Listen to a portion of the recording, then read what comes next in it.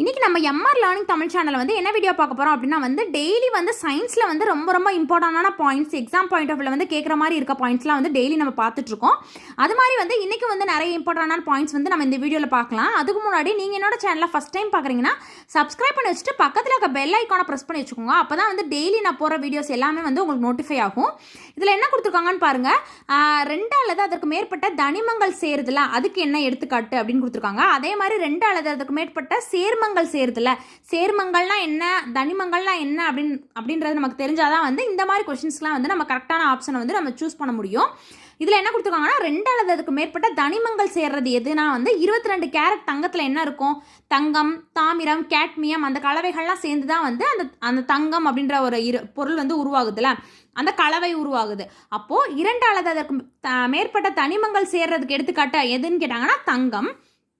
அதே மாதிரி 2 அல்லது அதற்கு மேற்பட்ட சேர்மங்கள் சேர்ந்து ஒரு கலவையை உருவாகுது, அந்த சேர்மம் எது அப்படின்றது மாதிரி கேட்டாங்கன்னா இதில் வந்து இந்த நிறமூட்டி சேர்க்கப்பட்ட ஒரு சோடா இருக்கும்ல, அதை தான் வந்து அதுக்கு எடுத்துக்காட்ட சொல்கிறாங்க. அந்த சோடாவில் என்னென்ன கலந்துருப்பாங்க அப்படின்னா வந்து நீர் இருக்கும், கார்பன் டை ஆக்சைடு இருக்கும், அதில் வந்து ஸ்வீட்டுக்காக இனிப்பு சேர்த்துருப்பாங்க, அப்புறம் வந்து நிறமூட்டிகள் கலருக்கு வந்து நிறமூட்டிகளை சேர்த்துருப்பாங்க.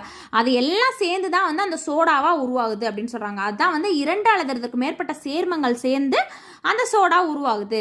அதுக்கடுத்து ஒரு தனிமம் அல்லது சேர்மம் இணைந்து ஒரு கலவையாக உருவாகுது. அதாவது இந்த டிஞ்சர் அப்படின்றதுல வந்து அயோடின் ஆல்கஹாலோட வந்து கலந்து வந்து உருவாகிறது தான் வந்து அந்த கலவை அப்படின்னு சொல்கிறாங்க.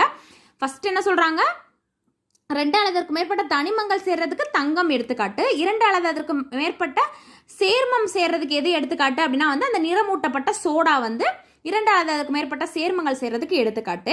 அதுக்கடுத்து ஒரு தனிமம் ஒரு சேர்மம், ஃபர்ஸ்ட் என்ன பார்த்தோம், தனிமம் மட்டும் பார்த்தோம், அடுத்து சேர்மம் பார்த்தோம். இதில் வந்து ஒரு தனிமமும் ஒரு சேர்மமும் சேர்ந்து உருவாகிற கலவைக்கு எது எடுத்துக்காட்டு அப்படின்னு பார்த்தீங்கன்னா டிஞ்சரில் இருக்கிற அயோடின் ஆல்கஹாலோட கலக்கிறது தான் வந்து அந்த ஒரு தனிமம் சேர்மமோட சேர்றதுக்கு எடுத்துக்காட்டு. இந்த 3க்கும் எக்ஸாம்பிள் பார்த்துக்கோங்க. ரொம்ப வந்து எக்ஸாம் பாயிண்ட் ஆஃப் வியூவில் யூஸ் ஆகிற பாயிண்ட்டு. அடுத்த பாயிண்ட்ஸ் பார்க்கலாம். இது வந்து ரொம்ப இம்பார்ட்டண்டான கொஷின். எப்பயுமே நான் சொல்லியிருக்கேன், சயின்ஸில் வந்து நிறைய வந்து வாழ்வியலில் வந்து யூஸ் ஆகிற மாதிரி இருக்க சயின்ஸ் தான் வந்து நிறைய நமக்கு கேட்பாங்க அப்படின்னு சொல்லியிருக்கேன். இது வந்து வாஷிங் மிஷின் வந்து எந்த மாதிரி வந்து அந்த ஈரத்தை வந்து உலர்த்துது, துணி துவைக்கும் எந்திரம் மூலம் ஈரம் நிறைந்த துணிகள்லேருந்து எவ்வாறு வந்து அந்த ஈரமானது வெளியேற்றப்படுது அப்படின்றத பற்றி கேட்டிருக்காங்க. ஈரம் இருக்கிற துணியிலேருந்து ஈரத்தை வந்து வாஷிங் மிஷின் வந்து எந்த அடிப்படையில் வந்து வெளியேற்றுது அப்படின்னா வந்து மைய விளக்கு விசை அடிப்படையில் தான் வந்து வெளியேற்றுது. மைய விளக்கல் அடிப்படையில் தான் வந்து வாஷிங் மிஷினில் இருக்கிற துணிகள்லேருந்து வந்து ஈரமானது வெளியேற்றப்படுது அப்படின்னு தெரிஞ்சுக்கணும். எப்படி கேட்பாங்க, துணி துவைக்கும் எந்திரத்திலிருந்து வந்து எந்திரத்தில் இருக்கிற துணிகள்லேருந்து ஈரம் வந்து எவ்வாறு வெளியேற்றப்படுது அப்படின்னு கேட்பாங்க.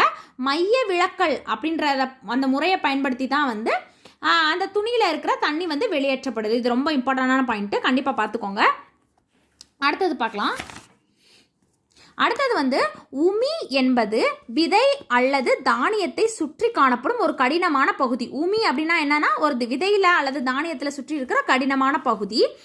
இது வந்து எதுக்காக யூஸ் ஆகுது அப்படின்னு சொல்கிறாங்க. கட்டுமான பொருளாகவும் உரமாகவும் மின்காப்பு பொருளாகவும் எரிபொருளாகவும் வந்து இந்த உமி பயன்படுது. உமியோட பயன்கள் என்னன்னு கொடுத்துட்டு 4 ஆப்ஷன் கொடுத்துட்டு இதில் வந்து எது வந்து தப்பானதுன்னு கேட்பாங்க, இல்லை வந்து எது வந்து சரியானது அப்படின்னு கேட்பாங்க. இந்த உமி வந்து எதுக்கு யூஸ் ஆகுது அப்படின்னா வந்து கட்டுமான பொருளாக யூஸ் ஆகுது, உரமாக வந்து பயன்படுது, அதே மாதிரி மின்காப்பு பொருளாகவும் எரிபொருளாகவும் வந்து இது பயன்படுது அப்படின்னு சொல்கிறாங்க. இது வந்து உமியோட பயன்கள் நம்ம தெரிஞ்சு வச்சுக்கணும்.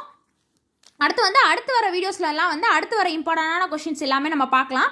இதெல்லாம் வந்து ரொம்ப இம்பார்ட்டண்டான பாயிண்ட்ஸ் தான். கையால் வந்து எப்படி எது வந்து கையால் வந்து எடுக்க முடியும் அப்படின்னா வந்து இப்போ ஒரு அரிசி இருக்குது, அந்த அரிசியில் வந்து ஒரு சில கல்கள் இருந்துச்சுன்னா அந்த கல்லை வந்து நம்ம கண்ணில் பார்க்கும்போது அந்த வந்து கையால் வந்து நம்ம எடுத்துருவோம். அது வந்து எக்ஸாம்பிள். அரிசியில் இருக்கிற கல்லை நீக்கிறதுக்கு வந்து கையால் தெரிந்தெடுத்தல் அந்த முறை. அடுத்து வந்து காந்த பிரிப்பு முறையில் வந்து காந்த பிரிப்பு முறை மூலமாக வந்து இரும்பு துகள்களெல்லாம் வந்து ஒரு கலவையிலேருந்து நம்மளால் பிரித்து எடுக்க முடியும் அப்படின்னு சொல்கிறாங்க. அதே இது தூற்றுதல் முறை மூலமாக வந்து அந்த உமியை அந்த தானியத்திலேருந்து அந்த உமிகளை வந்து தனியாக வந்து நம்மளால் பிரித்து எடுக்க முடியும். அதுக்கு தான் வந்து இந்த தூற்றுதல் முறை யூஸ் ஆகுது அப்படின்றது. எப்பயுமே வந்து இதில் இந்த பாயிண்ட்லேருந்து ஒரு கொஷின் கேட்க வாய்ப்பு இருக்குது. எந்தெந்த முறைக்கு வந்து எதை வந்து நம்ம பயன்படுத்துவோம் அப்படின்றத வந்து நல்லா தெரிஞ்சு வச்சுக்கணும். நம்ம அடுத்த வீடியோஸில் வந்து நம்ம நிறைய கொஷின்ஸ் வந்து நம்ம தெளிவாக பார்க்கலாம். சேனலை சப்ஸ்கிரைப் பண்ணிவிட்டு பக்கத்தில் இருக்க பெல் ஐக்கானே ப்ரெஸ் பண்ணி வச்சுக்கோங்க. டெய்லி டிஎன்பிசி வீடியோ வரும். தேங்க்யூ.